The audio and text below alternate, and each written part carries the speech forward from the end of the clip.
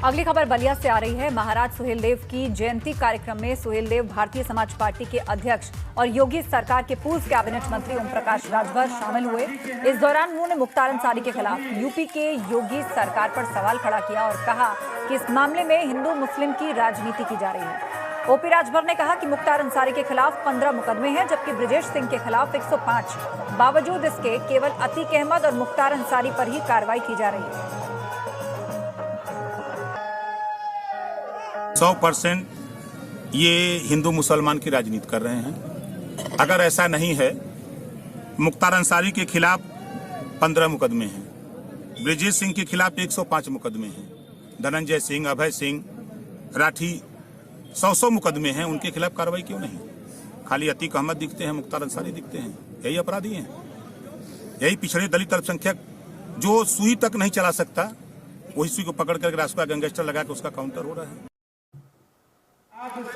तो ओपी राजभर ने यह आरोप लगाया है कि मुख्तार अंसारी के खिलाफ यूपी की योगी सरकार ताबड़तोड़ कार्रवाइयां कर रही है और उस मामले में हिंदू मुस्लिम की राजनीति खुलकर हो रही है।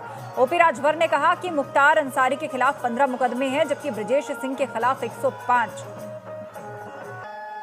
ज्यादा अपडेट के लिए रुक करते हैं। हमारे ब्यूरो चीफ वीरेश पांडे हमारे साथ फोन लाइन पर जुड़ चुके हैं। वीरेश, बताइएगा, ओपी राजभर कह रहे हैं हिंदू मुस्लिम की राजनीति हो रही है, जो व्यक्ति सुई नहीं पकड़ सकता उस पर गैंगस्टर एक्ट लगाए जा रहे हैं।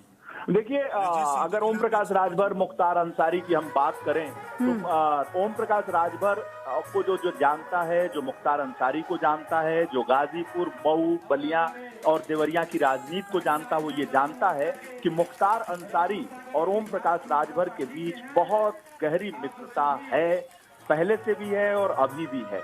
बहुत ज्यादा दोनों एक दूसरे को प्यार करते हैं और ये साथ मिलकर चुनाव भी लड़ चुके हैं। और मैं आपको बताऊं कि मऊ में जब भारतीय जनता पार्टी से गठबंधन हुआ था ओम प्रकाश राजभर की पार्टी की, तो अंदर खाने की खबर है कि मुख्तार अंसारी ने ओम प्रकाश राजभर से ये कहा कि गठबंधन में मऊ की सीट आप ले लो, यानी भारतीय जनता पार्टी का वहां प्रत्याशी न हो, राजभर की पार्टी का हो। राजभर ने दबाव डाला, भारतीय जनता पार्टी ने मऊ की सीट राजभर के कोटे में दी और राजभर ने ऐसे प्रत्याशी को उतारा मुख्तार अंसारी के कहने पर जो बहुत ही कमजोर था और अंततः मुख्तार अंसारी वहां से विजयी घोषित हुए। यानी जो भी उस पूर्वांचल की राजनीति को जानता हो, ये जानता है कि ओम प्रकाश राजभर और मुख्तार अंसारी, अफजाल अंसारी के घराने से उनका क्या संबंध है।